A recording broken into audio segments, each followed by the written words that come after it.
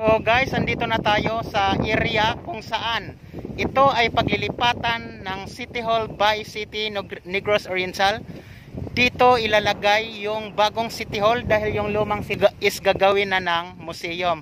So malaki na talaga ang improvement ng by City Negros Oriental na pinangunahan ni Mayor Luigi Tigonye.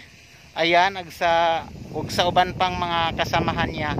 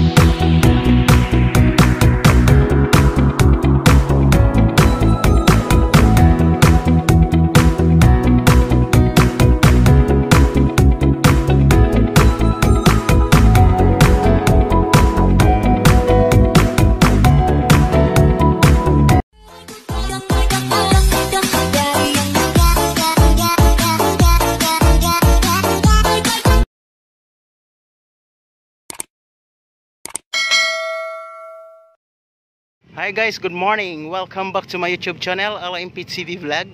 So, andito tayo ngayon sa City Hall by City Negros Oriental.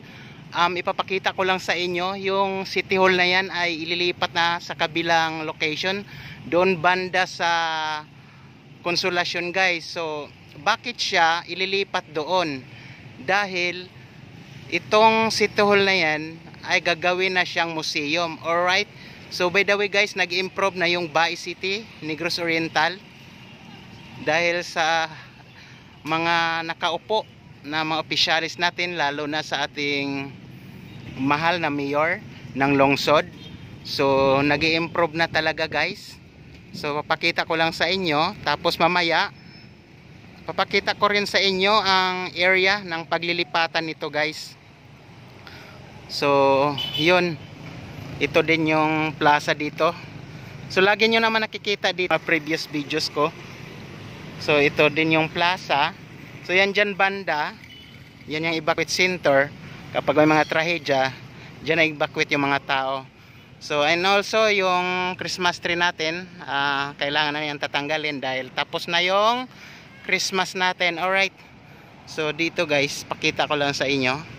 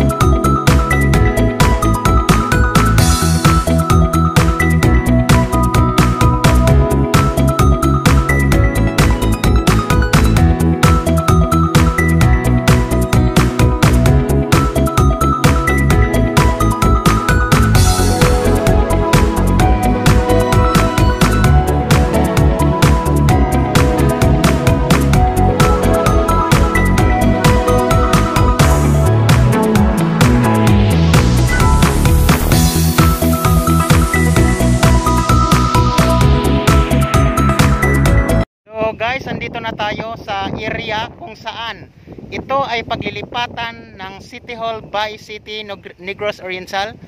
Dito ilalagay yung bagong City Hall dahil yung lumang City Hall natin doon is gagawin na ng museum.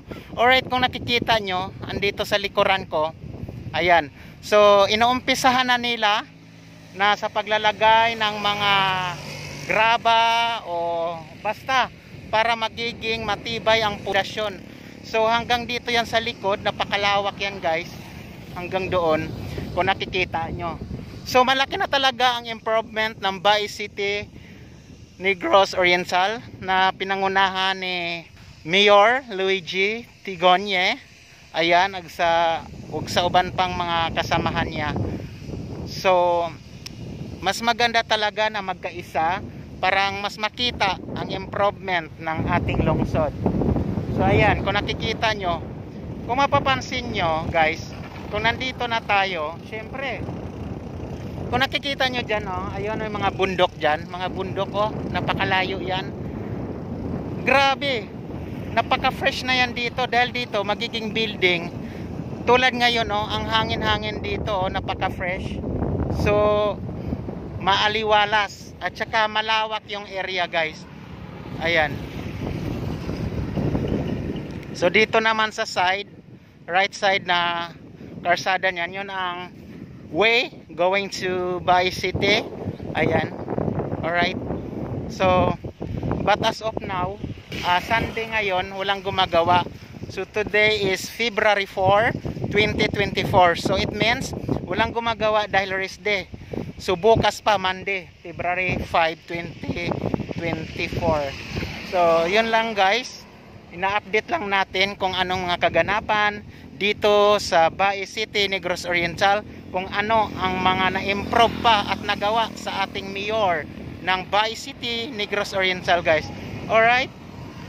Yun. So thank you so much for watching.